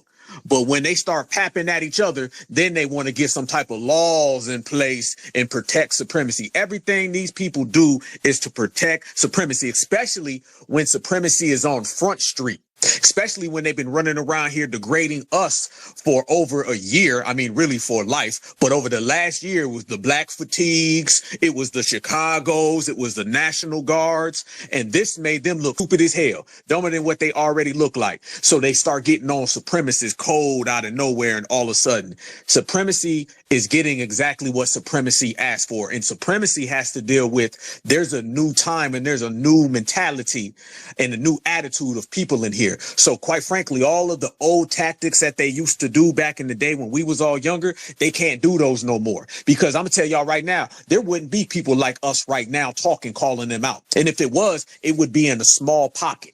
There wouldn't be people speaking to the masses and thousands and millions of us. There wouldn't be no Black Alphas, no Dewan B's, no Tariq Nasheeds. There wouldn't be no Torian Reigns back in the day. It was like the grassroots was an underground rapper. And the things that we're saying right now about folks was saying it, but they were saying it quietly behind closed doors. You couldn't get 6 or 7 people to show up and to say the same thing. Now we're saying things that are affecting and reaching the masses. So everybody's following our lead and they like, damn right, that is true. These people are always projecting, but yet they got the most dirt. Damn right, that is true. These people always blaming somebody else, but they got the highest crime statistics. Damn right. These people been running around talking about per capita, but they ain't talking about totality. And I don't know about any of y'all, but if I'm sitting here talking about percentages of 33 and a fifth, that's just a deflection for not talking about the totality of 20, 30, 40, 50 million of them that are popping up on these crime statistics every single year they get put out. So this is why the movement has been shifting. This is why the game's been changing, because we all are identifying exactly what my brother Dewan said. They can't hide no more because we see deep down inside it's supremacists against everybody. And then when we ain't around and supremacists fight each other, they'll turn back around on top of that and try to make cahoots with each other to maintain supremacy. Damn right. Go ahead, Sister Natural. And I see you, Angelic. Yeah, I just wanted to let supremacy know this is not the forgive generation. You know, I see so many of their posts on the timeline, you know, about how nasty they think we are because we're not mourning him, and we should at least mourn him because he has a family, and they have all the excuses in the world. And the reason why they are attacking us, even though it is their own brother that killed him, is because we are the moral compass. And they need us to humanize him, and we're not doing it. We're not giving him any energy. So that's why they're trying to attack us, and those tactics don't work anymore. You can't shame us. You know, stop using, like I seen someone trying to compare him to Martin Luther King, almost blew my top. They're so disrespectful. But nothing that they're doing is working. You supremacists can't have our energy. You can't. This is not the forgive generation. Like, they really, really want us to have a heart. This dude came into Tariq's space last night saying, well, 2 wrongs don't make a right. Well, it damn sure make it even. We're not that generation. We're not trying to hear that. Stop quoting Martin Luther King. You can't have our energy. Y'all need to take accountability for this white on white crime. Because it's a problem. And I land. Let me also bring up a particular individual that a lot of us are side-eyeing because he made a certain tweet just the other day. Did y'all see Dr. Umar Johnson? Tell me if y'all seen Dr. Umar come out and say, well, you know, I'm so upset with my community for celebrating the death of this guy. He got to pay them back taxes. He got to pay them back taxes. So. Yeah, exactly. He getting that damn check, or he trying to get another check. Let me say this about Dr. Umar. First off, Dr. Umar right now is trying his hardest to get on the right side of somebody's paycheck, somebody's bank account, because we see the way that it's been going. And the fact that he used these terminologies lets me know that he's operating very disingenuous. First off, I know Dr. Umar is way more intelligent than to put that out. And the fact that he's putting that out, that lets us know that his mentality, his mind is completely warped. The fact that he kept saying, my community is celebrating. How do you necessitate that? And how do you even confine that? Because I mostly see Black Americans who just do not care. That's the thing about it. There is a section of folks who are celebrating. But let me tell you, if you put a list together of people who are celebrating Charlie Kirk, it's going to be white, Latino, and then Black folks will be all the way down. And then the Black folks who are celebrating, 9 times out of 10, half of them are Democrats and Republicans any damn way. These people are ones who subscribe to the system of supremacy themselves. Black Americans ain't out here dancing like that. It's the same type of energy. We're going on about our day. At most, Black folks will say something along the lines of, hey, you reap what you sow. And then pass the popcorn. Hey, you get no love, you ain't give none, so we gonna keep it pushing. That's what we're doing. So the fact that Dr. Umar was trying to make it sound as if it's something that the majority of us are doing, he's either not reading the room or he's doing that shit on purpose, bottom line. And either way, that's a violation that's fraudulent and very disingenuous across the board. And I'm noticing that a lot of people from the white community, conservative white community, they're picking up the quote that Dr. Umar said. And they're saying, see, even Dr. Umar agrees. And remember, Dr. Umar kept saying terms like my community. Then he kept talking about our people. And I'm so disappointed. That was sounding like it was coming from that Brandon Tatum guy. That's where that was sounding like it was coming from. That was some real Republican shield type stuff. So we got to start asking the question, are you right now trying to recruit a paycheck? Are you out here right now throwing people under the bus to get a few dollars? Because we know you got some real funny things going on behind the scenes. I'm telling y'all, we don't know the half of what's going on behind the scenes with Dr. Umar Johnson. We don't know the half. There's so many things that we just ain't seeing, but the brothers and sisters got a damn good idea about it, because all we got to do is listen to the way he's talking and putting out little tweets like that that's being picked up by conservative news publications. And I called this, by the way, same way I called that something was going to happen in the political atmosphere on Tuesday. It happened on Wednesday. I called this about a year ago. I said, eventually, All that rhetoric that Dr. Umar has, no reparations, black Americans are divisive. Eventually, conservatives and white folks were going to start to pick up that, and they're going to start to use him as a showcase, and they're going to start using him as a puppet. So Dr. Kubar Vasquez, I'm here to let you know that whatever little trickery that you're trying to run, I hope you know that the conservatives are loving your statement. So don't come here and try to criticize or lecture black Americans when what you're saying is being used against black Americans by the same white folks that you say that you got so much of a problem with. Go ahead, Natural, and then I'll give it to Angelic. Okay, this is my last time. So I just wanted to talk about, these people, these Charlie Kirk lovers, how they trying to act like, he was making America great again by going to speak to the youth. And no, let's call it what it is. He was going to these colleges and indoctrinating these little white youth and recruiting them for white supremacy. That's what he was doing. And I seen Alex Jones and Ben Shapiro say they gonna pick up the torch. The torch of what? Because what are they really doing? Well, what was he really doing? Like, call it for what it is. He wasn't making America great, nothing. He was teaching, he was recruiting them for white supremacy, and that's it, and that's all. That's exactly what he was doing. That's exactly what he was doing. And he was having those straw man arguments with some of those liberals in the audience, and who I personally believe a lot of those people that were debating with him, I personally believe a lot of them were plants anyway. And you're absolutely right. It was indoctrination. And he was going to all white universities to spew conservative talking points to white liberals that were acting and pretending like they were speaking on behalf of black Americans. Remember, 9 times out of 10 that he was having a reparations debate, he wasn't debating a black American. Hell, he wasn't even debating somebody black. He was debating little white girls about reparations. And who I believe a lot of girls are either plants, or at the end of the day, we know they don't give a damn about no reparations. So this is the real psych ops that the dominant society loves to use. And that's exactly what they were doing.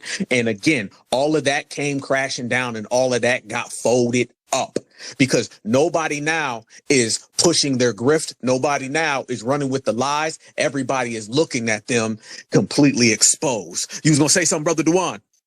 Yeah, brother, I was gonna say something about that. And that's what he was a propagandist. He's the David Duke of this generation without the Klan attachment to his name. And that's what the college campuses are indoctrination places.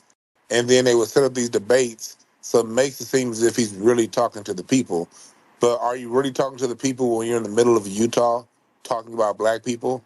What kind of experience do you have with black people? Anyone on that campus? Because I went to college, and I know if you was from LA, I don't know about y'all down south, but schools in Utah didn't come up as far as where we were going to go for college. Not unless you played football and got a scholarship to BYU or something like that. But wasn't no state school in Utah coming up on the options of colleges to people who live in big cities, black people around the country. So, you're dealing with a lily white environment. And yesterday on my show, I actually had somebody called in who lived not too far from there, grew up as a child, not too far from there. And she talked about being one of a handful of black people. And so, why are you really having a debate when you go there and go to these type campuses? No, you're not. And then, second of all, with somebody like him, with him getting shot, I see that as they're going to tokenize. They're going to immortalize him. They're going to try to immortalize him and have him be some kind of beacon of freedom, of free speech, a man who died for free speech. They're going to do that. And so these things that we got to watch out for. And, this is why a lot of these people are so afraid and so scared, because, look what happened. Like, one of theirs got taken out right in front of them. It was also a message to people who speak like that.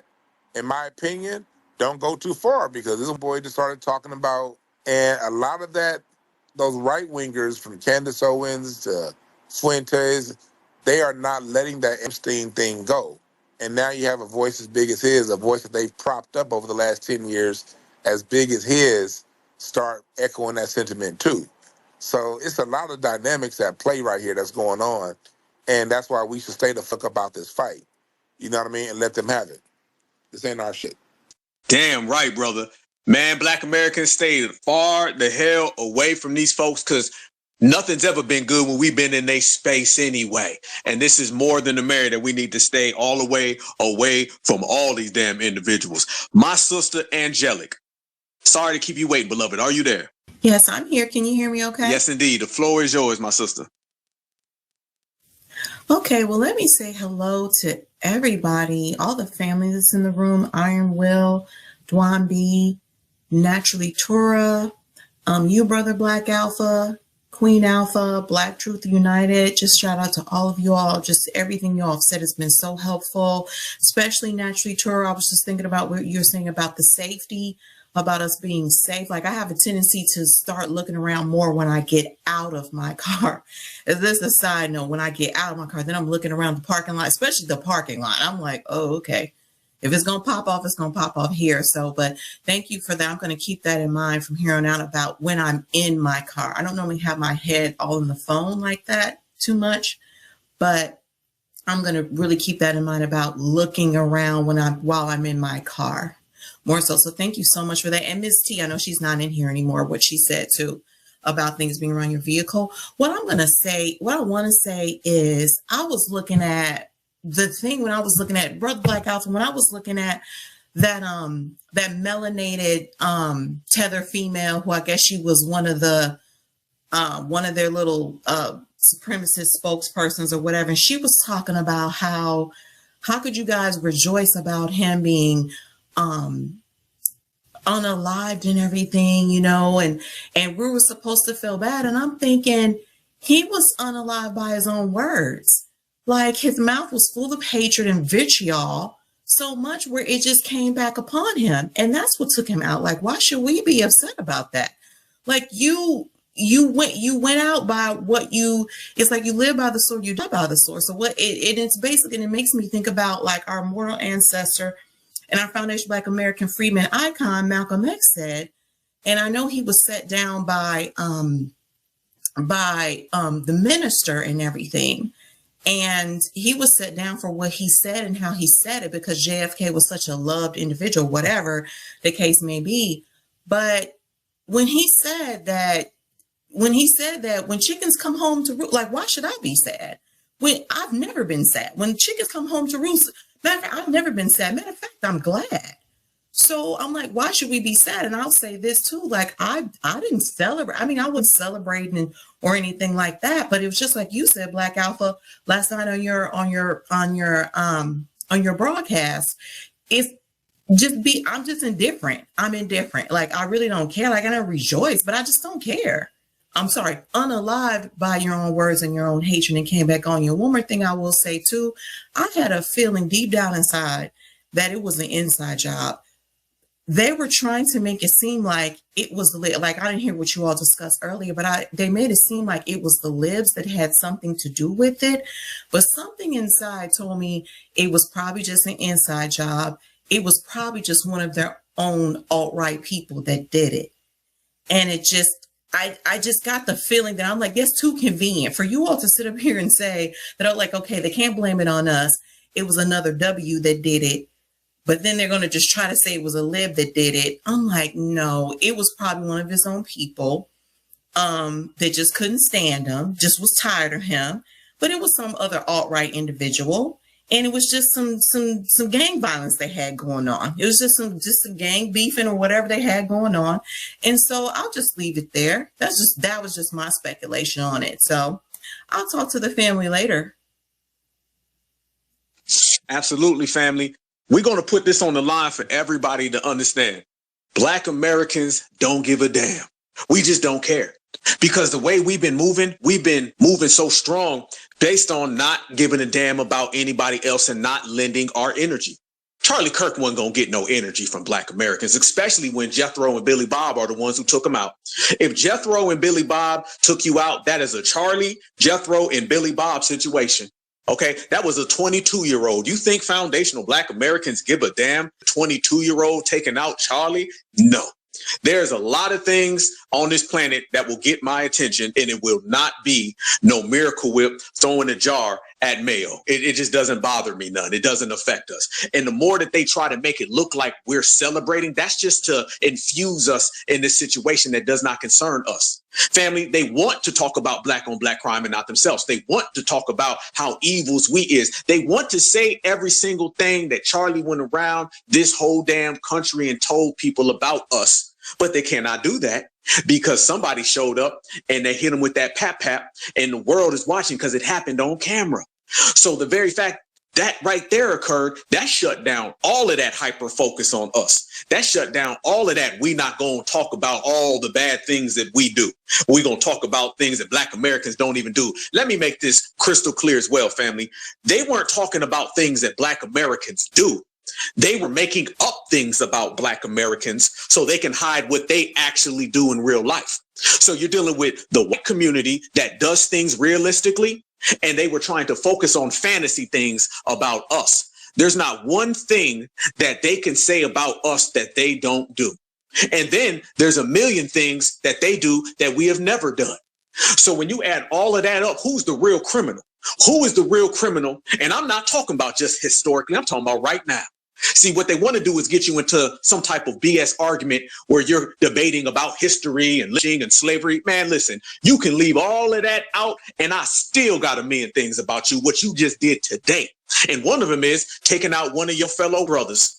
You can't say none of that about foundational black Americans. You want to talk about crime? Well, only 1% of our community functions and actually does crime. And those are in the low areas that they're economically deprived based on the system of supremacy in which they maintain.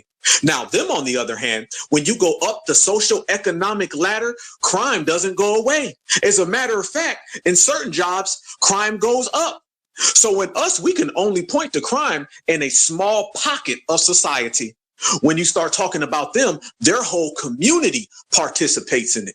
You want to talk about welfare? That's them the most. You want to talk about racial discrimination upon every single group in the world? That's them the most. When you see a little kid walking down the street and then you see Chester go down in an ice cream truck and it's the middle of January, that's them the most. You ain't got no ice cream in that truck there, Billy Bob.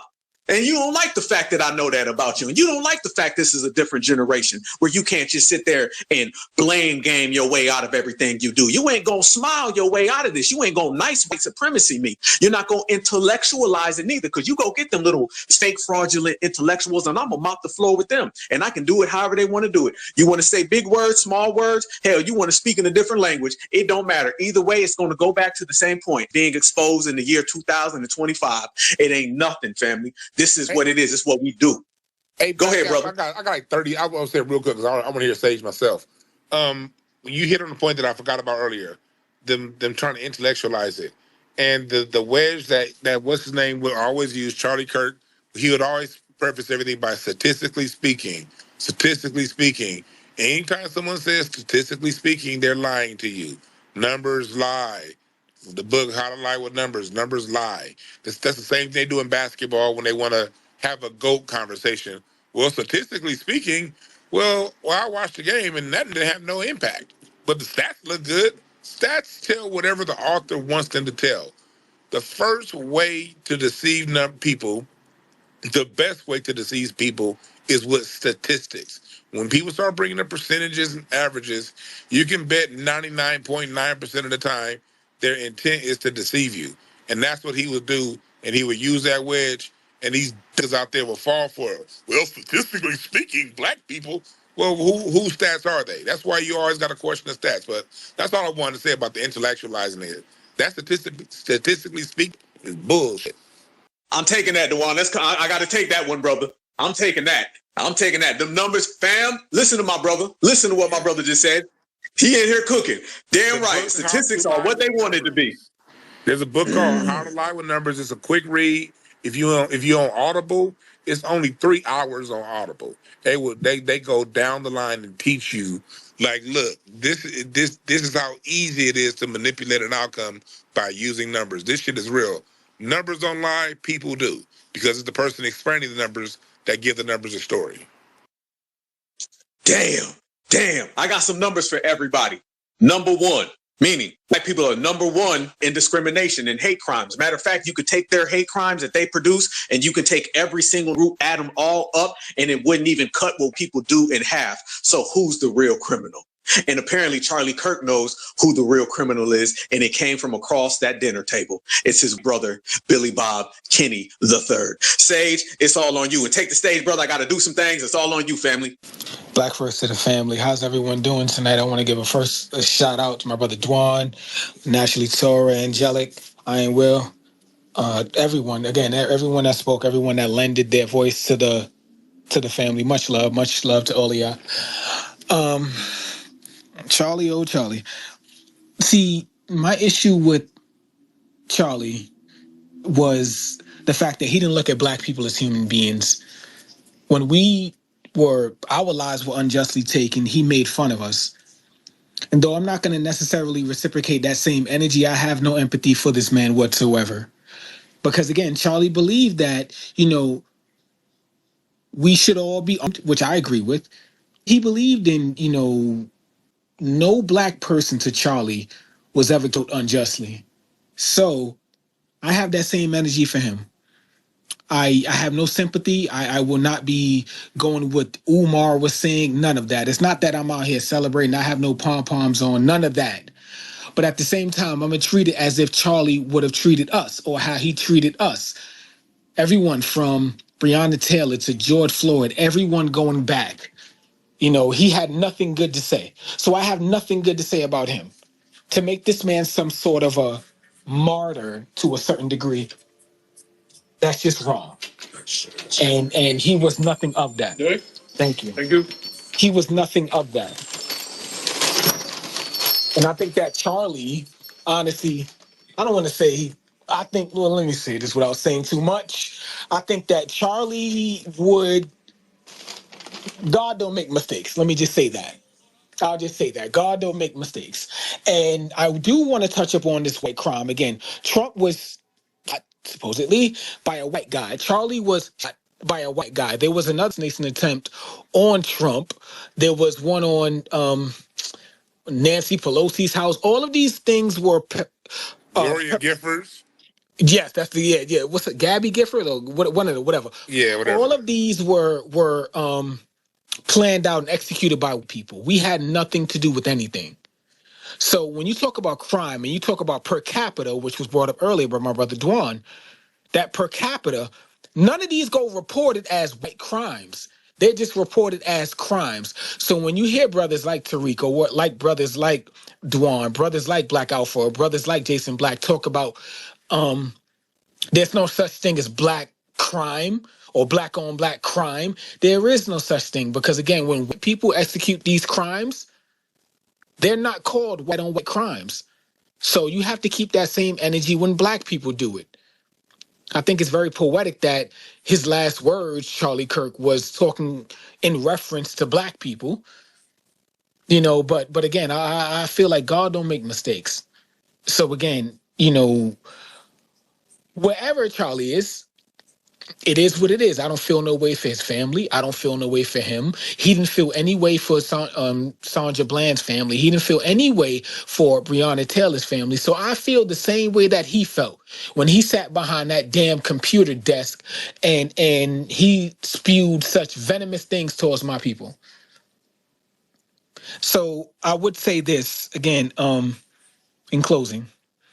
We need to analyze white crime in this country and really fixate on exactly what that means to have white crime around us, because that's something that gets overlooked. You see, we look at the Bloods and the Crips and the GDs and the Vice Lords. We look at them, but we need to look at the white crime that happens in this country and really take notice on what are the exact numbers of these criminals in this country. Because again, even before this guy's name was released and his face and likeness was released, we already knew he wasn't black. And when it came out ultimately that this wasn't a black guy, it doesn't matter if he was Democrat or Republican. We didn't give a damn because we're neither. And to the people that are listening, and you work for Fox News or CNN or whatever, we're neither. We're not Republican. We're not Democrat. We are black. So again, we knew that this guy wasn't on our team. We knew that this guy wasn't a part of our army. We already knew that.